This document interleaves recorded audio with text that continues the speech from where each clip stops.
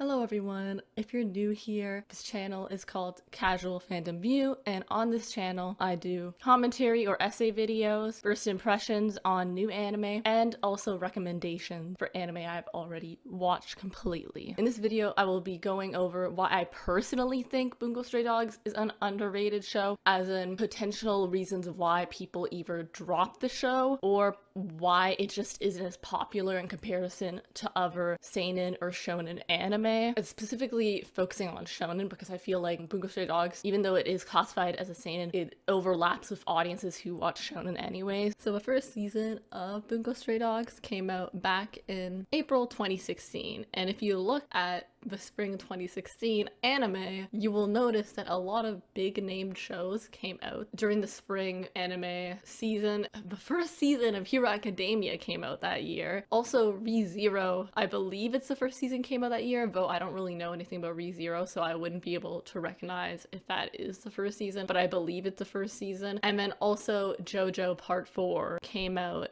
that same time period of spring 2016. Haven't You Heard I'm Sakamoto also came out then, which is like a comedy. More importantly, Hero Academia, Re:Zero, which are pretty like big name things. Also JoJo is pretty big as well. A lot of people love JoJo. When the first season of Bungou Stray Dogs came out, it could have potentially been missed because there was so much attention being on like these larger shows that are more well known, and perhaps the mangas were more well known in terms of JoJo and Hero Academia. So because of that, they could have garnered more attention. For the second season of Bungou Stray Dogs, which came out surprisingly in the same year, which is like really interesting. Like usually you have to wait so long for anime, so like the fact that they did them right after each other is pretty amazing. The second season came out in fall 2016, like started off in October.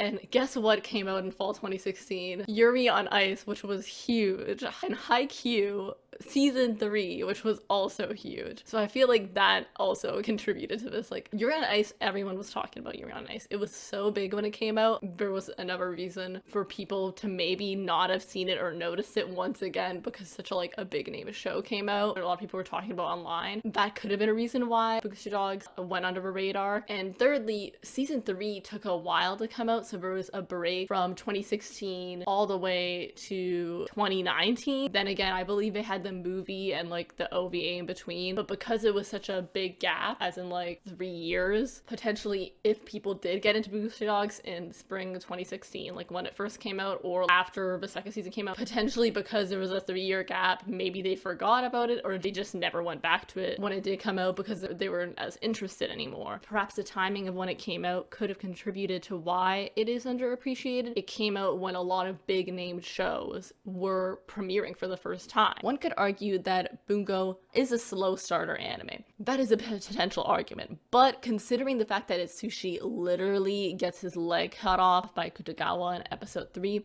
I would say it doesn't fit that definition. When I watched that episode, I remember being shocked and startled because at that point we didn't know Itsushi could regenerate limbs, so I literally thought the show was already getting dark and wasn't afraid to take extreme shots on characters, even the main character Itsushi. If we're talking the first 3 episodes, Bungou Stray Dogs is not a slow starter, but perhaps the fact that the pace doesn't consistently pick up one after each other could be a reason as to why people drop the show. The show has a half episodic feel. Obviously the show isn't actually episodic. There is an overarching general plot of a poor mafia versus the armed detective agency, specifically Kyoka and Akutagawa's conflicts with the agency and Itsushi, but I mean that because some episodes are sort of getting to know each character on the team episode and usually do 1 or 2 episode focus on each character, the show could have a slower pace feel due to this. So even though like the pace is kicked up in episode 3, because they take it back and away from Akutagawa after that, and they've more focus on getting to know the ADA members, and they only bring up Akutagawa back when Kyoka sort of gets introduced, because of that, it could feel like a slower pace. And if a person watching the show didn't realize it had to do with being a detective agency, the whole solving things plotline could be not as exciting in comparison to the cat and mouse chase of the port mafia trying to grab Atsushi for the bounty on his head. Because realistically, the whole like cat and mouse chase between Akutagawa and Atsushi of like Akutagawa trying to like chase him down probably sounds like a more high stakes conflict situation. I mean, like he did lose his leg in comparison to, you know, like getting to know the ADA. Like, yes, they de-escalated it because they beat the lizard group when they tried to attack the ADA like at their office, which probably was a dumb idea considering how strong all of them are together. But it was definitely like a plot device to show that they can protect Atsushi, and Atsushi doesn't really need to worry about things, or he doesn't need to be the sacrificial lamb by like throwing himself at the poor mafia. But like still, like the whole like chasing after Atsushi plotline, cat and mouse game of like trying to get Atsushi due to the bounty is still like a lot more like high stakes in comparison to like, you know, like getting to know each member. Rampo's episode, but I love Rampo's episode because Rampo is iconic. I love him so much. Like his episode's basically just like a mystery solving a murder. So like in comparison to the whole kicking up things into high gear of episode 3, those plot lines could be like not as interesting. Though I do feel like Akunikita's plotline with that terrorist, that plotline did have a lot of conflict and like action in it. So I would say like those could still reel in the viewer. So I wouldn't really argue it's like completely slow paced because I felt like that was a pretty interesting plot to go over. So I don't really think like it is arguable that you could say it's a slow pace completely throughout the show, because there are interesting aspects to the show. And once again, episode 3, it does kick up the pace because Akutagawa appears, and anytime he appears, the pace of a show is going to increase, obviously. One of the specific reasons I can think of why someone would potentially drop the show or maybe find there's something lacking in the show, because the show is a duo protagonist show, as in Dazai and Atsushi, they both act as protagonists, they are duo protagonists, but Atsushi is the main protagonist. So similar to Haikyuu, Hinata and Kageyama are duo protagonists because they're like the main two characters that they follow together, but Hinata is the main protagonist. Like they are duo protagonists, but Hinata is the person who starts the story. He's the jump starter, he's the perspective we get at first, and we are calibrating our perspective to his story. The same could be said for Bungou Stray Dogs. It's a dual protagonist show, as in Atsushi and Dazai are both protagonists, but it is specifically from Atsushi's perspective because it starts off from him starving at that little river, and it starts off from his perspective trying to struggle to make ends meet. It is his story's focus. He is the main protagonist, but Dazai, I believe, is the secondary protagonist, in that they are duo protagonists that work together to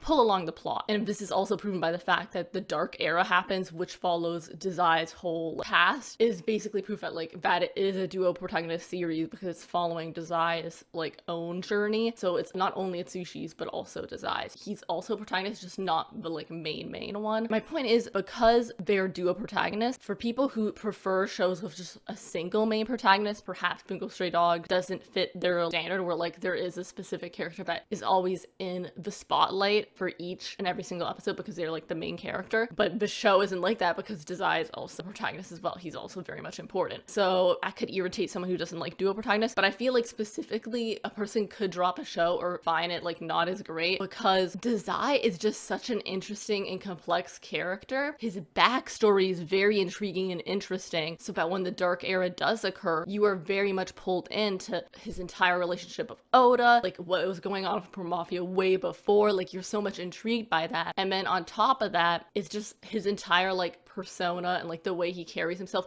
is very interesting and complex. He just captures your attention as a viewer, and because he is so damn interesting in comparison to Atsushi, I feel like people could either become bored or like not as interested in the show when it gets back to Atsushi. After the whole Dark Era, they could find Atsushi afterwards sort of plain and not as interesting in comparison to Dazai, and prefer or wish that we got more Dazai, or that Dazai was the main character rather than Atsushi. So I feel like that is a potential reason why people can either be irritated. Like I don't think that would be enough for a person to drop the show because they probably still care about Dazai enough, but there could be a reason why a person would not rate like the show super high because potentially they find Atsushi not as like interesting as a main character, and he is the main protagonist technically. They may not give it as good a review because the main protagonist Atsushi is a little lackluster.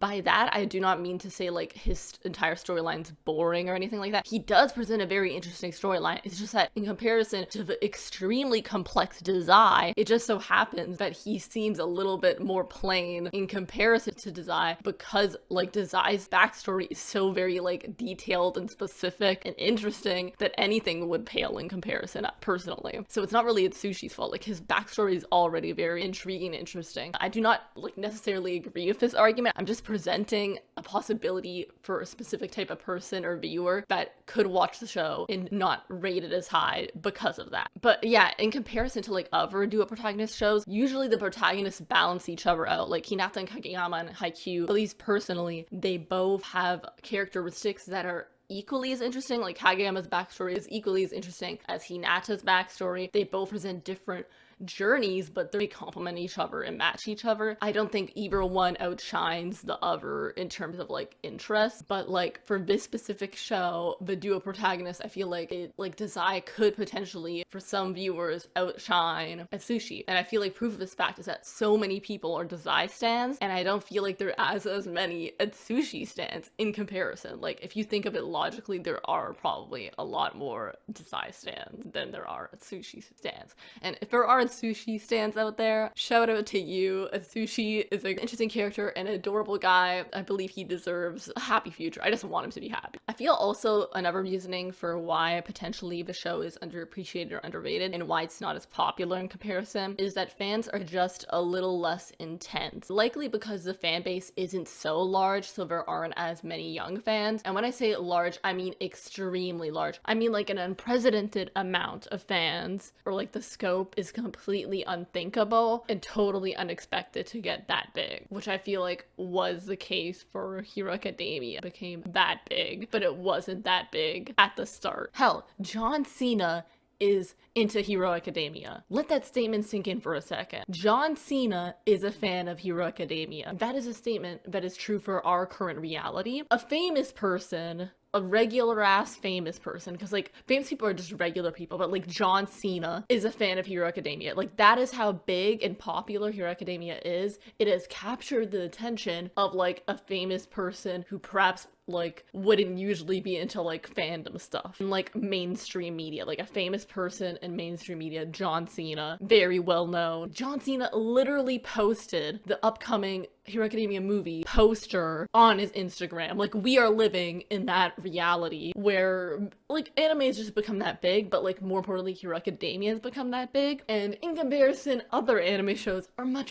smaller. And that includes Bungou Stray Dogs, which I'm trying to like show a point that how big a show or popular it is contributes to how the fandom functions and works, basically. Bungou Stray Dogs, I feel like, is a lot closer knit or smaller fan base. Like, the fan base is less intense. I don't know if this is true in 2021 because like I feel like probably has grown a little bit, the fan base. Back when I like first got into Bungou Stray Dogs, it was either December of 2016 or like January of 2017. When I first got into Bungou Stray Dogs, it's not like extreme popularity. Like, I don't think people bring up their favorite animes. I feel like it would be rare to hear someone bring up Bungou Stray Dogs. Also, since Bungou Stray Dogs is a 17+ show, I feel like most of the viewers are more mature, as in like we get older viewership, which I do enjoy. Certain fandoms just have that older age expectation, and I feel like because Bungou Stray Dogs is 17+ show, I do have that expectation for Bungou Stray Dogs as well, where I feel like probably a high number of people are in their older teens or in their 20s or in their 30s and potentially even like 40s. There are people that are older that do watch anime. Like, we gotta acknowledge this, of how this contributes to that it's like underrated and underappreciated. Like, I feel like a Hero Academia fan might at someone on Twitter randomly and be like, you should watch Hero Academia. Like, I feel like that would be a lot more common occurrence because a lot of fans are either younger or like recommend it to people. I feel like Bungou Stray Dogs fan is less likely